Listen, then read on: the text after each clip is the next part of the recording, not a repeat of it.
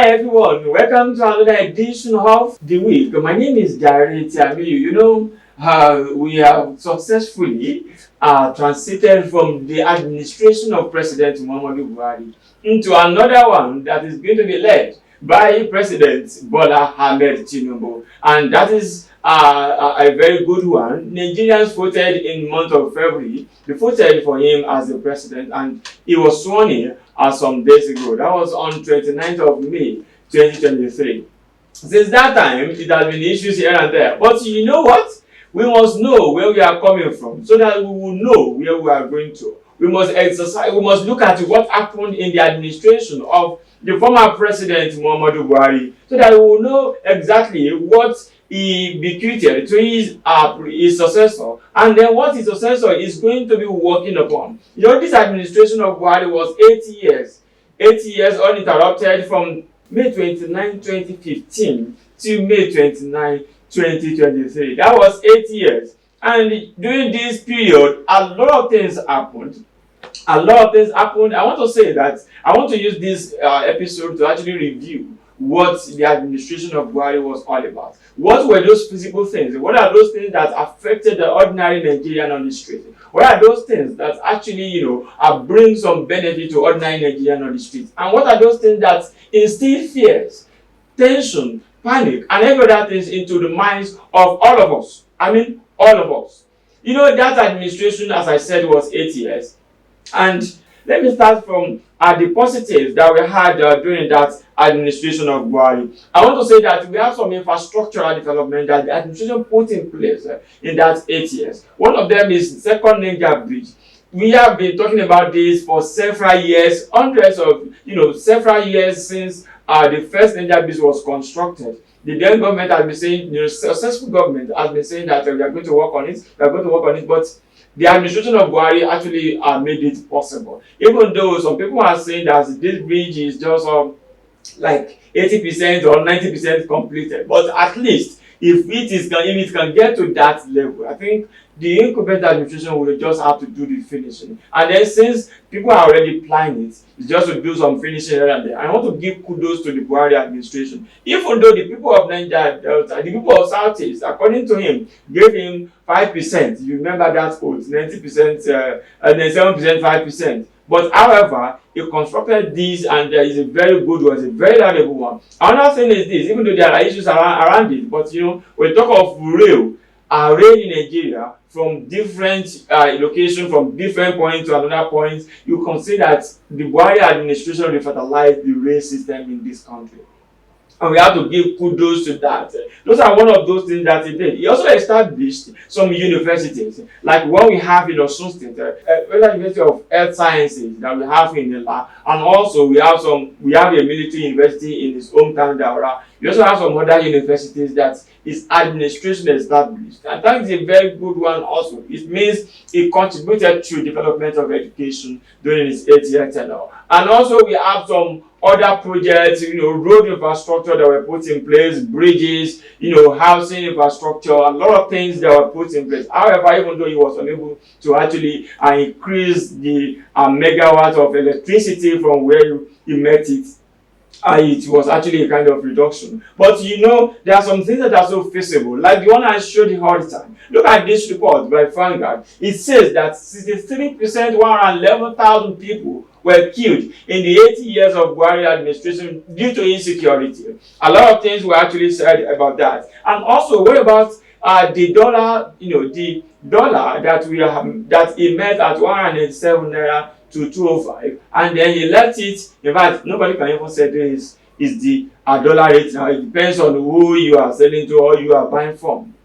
If you are buying from the mall at Sabo, you know that even it still varies from one mall to another. If you are buying from the banks, it still varies from the bank. But we know that it is at this amount, and then you talk about what we say. And these are the things that his administration bequeathed to his successor. And also, we talk about the inflation rate, the unemployment, a lot of things that his administration left while leaving the country. However, the 8 years have come and gone. And Buhari was received by his people in Daura this way. You can see the video there. This is how he was received by his people in Daura after his 8 years of government. You can see, in fact, the organized a special Dobas ceremony to welcome their son, their father, their grandfather, Baba Ekabo. They are really welcome home. And that is the way it was celebrated. However, I still want to show you some of these videos, and you see how some people on the streets are reacting to the administration. I hope these videos are going to be transcribed so that, you know, for non-Yoruba speakers or listeners, they will continue to get what these people are saying. Ìjọba wọn ò dá rárá. Ọdún mẹ́jọ yẹn gan bí ìgbà yẹn kàn waste ni, waste tí ẹ mọ kà kún torí gbogbo ohun tá àti ẹ̀gbọ́n rí ní ṣẹlẹ̀. Ìjọba yẹn asádùpẹ́ lọ́wọ́ Ọlọ́run torí ìjọba tó jẹ́ pé ó mele ó mi aróko kò sẹ́ni tí ò mọ̀ pé nǹkan ṣẹlẹ̀ láyé Buhari yìí kò ṣiṣẹ́ kò sí kan ẹni tó ti níṣẹ́ lọ́wọ́ gẹ́tẹ́lẹ̀ gẹ́ padà dé tí ò níṣẹ́ àwọn èèyàn ń tọrọ báre bí ń pa àwọn oríṣiríṣi ṣẹlẹ̀. Asádùpẹ́ lọ́wọ́ Ọlọ́run ṣá adúpẹ́ lọ́wọ́ Ọlọ́run tó jẹ́ ká làjà láyọ̀ torí ọ̀pọ̀lọpọ̀ bá lọ àmọ́ adúpẹ́ lọ́wọ́ Ọlọ́run. 0 ló score for the 8 years kò ní mi ò tiẹ̀ ní máì kankan tí mo lè fún àsìkò tiẹ̀ ìyà tó fi jẹ Nàìjíríà ṣe kéré àwọn tó ń sọ pé ìṣọmọ Nàìjíríà gómìnà ìpò fẹ́ gbà pẹ̀lú wọn torí pé kí ni ọmọ orílẹ̀-èdè yìí kò gbọ́dọ̀ dájú torí Buhari ṣe dájú. Yes, that was that. Let's move away from the Buhari administration to the Tinubu's administration. In the last few days, not like about 3 days now, the Tinubu administration has been taking some steps. The first one that's actually, created some panic into the minds of ordinary Nigerians that has been generating reaction here and there. And that is the announcement made by the president during his inaugural speech, where he said the first subsidy is gone. And that statement alone generated a lot of reactions. Not only reactions, even actions. If you get to filling stations now, a lot of filling stations have shut down the moment they heard the announcement. While those that are selling have actually increased the bomb price. If you go to filling station, you say that the fuel price has been increased by, in some places, 100%. In some, 200. I got a report, like this report, saying that in Anambra, on Tuesday, it was sold as around 600. And there is another report, you can see another report that says that as high as 1,200 naira per liter. What are we talking about here? Which means if not 9 Nigeria wants to fill a tank of just 50 liters, you are talking about that person looking for about 60,000 naira. No, what are we saying here? Just to fill a tank. How much is the salary of not 9 Nigerians? 5,000 naira minimum wage or what? I think that the president should look into this before it creates panic. Before it creates panic. And there is something we should ask. And this is my honest opinion about this. When people are saying face subsidy should be removed, yes, it should be removed. I'm not countering that. I'm not against that. But what I'm saying is this. There are some economic parameters that should be in place before you remove face subsidy. One of them is the exchange rate. If exchange rate is reduced, it's around 200, 250, and the fare is around $1 as it is being sold in some advanced countries. $1.50, $1.05, $1.10. If you calculate that, if as Buhari met dollar in 2015, 187 or 205, yes, if you calculate 205 times 1.1, that's around 220 naira, 230 naira. Nobody will complain about that. But you cannot leave dollar to be as high as 810 naira, as high as 760 now, as we speak today, 760, 770, 780. And you are telling us that you want to remove free subsidy and you want us to be buying it the way it is being sold across the globe. Look here, those areas that you are talking about, they do not have. What is the essence of Nigeria being an oil producing nation? What is the essence of that?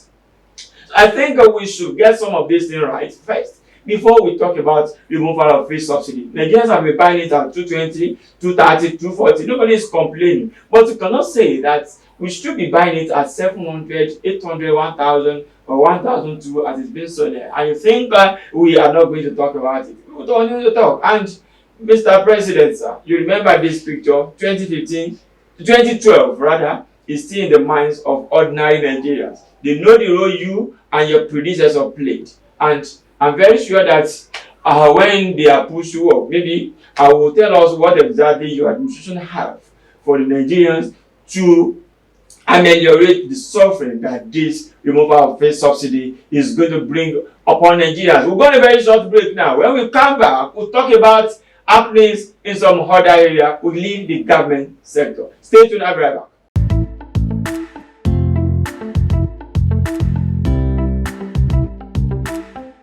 Welcome back from that very short break. And this is the week. What we are talking about has been the review of the administration of Buhari's government in 8 years. You know, I did not talk about some unfulfilled promises in 8 years. You remember those promises? The dollar will go to 50 naira. You remember those promises? 4 refineries in 4 years. All those ones. I don't want to talk about them. Let's talk about something else. And those things that we are going to talk about now, one of them is that finally, founder of Hilton Hotel Ile-Ife, Dr. Ramon Adedoyin, has been sentenced to death by hanging. 2 other officials of the hotel were also sentenced to death by hanging, while 3 were discharged and acquitted by Justice Adebola Adepele on Tuesday. One other person had his judgment delivered on Wednesday and was sentenced to 2 years imprisonment, starting from November 5, 2021, when they were arrested and detained. You know, since that time, they have been in custody up till when the judgment was delivered. You know, they have been in detention since 2021, November, when they were arrested, till on Tuesday and Wednesday, when the judgments were delivered separately. And some people have been reacting to the judgments. Maybe, you know, they still have, that's the cause of first instance. They can go to appeal. They can also go to Supreme Court. But some people are saying that kudos to judiciary for giving us that kind of sound judgment. While some are saying that, wow, about somebody even said this, that he always heard of death sentencing in movies and not reality. He was surprised. Maybe that's why he wrote that. But that's the development about that. And some people are saying that we should give kudos to this legal luminary, Mr. Femi Falana, SAN, for the roles he played throughout the prosecution of the case. And let me just repeat what the woman said. May God repose their souls. And may God repose the soul of Timothy Adegoke. And on that note, I want to say, I've come to the end of today's edition of the week. My name is Jare Tiamiyu. Ensure you subscribe to Inside Links TV on YouTube. Follow us on Facebook, Instagram, and Twitter. Till some other time when I come your way. My name is Jare Tiamiyu. Bye for now.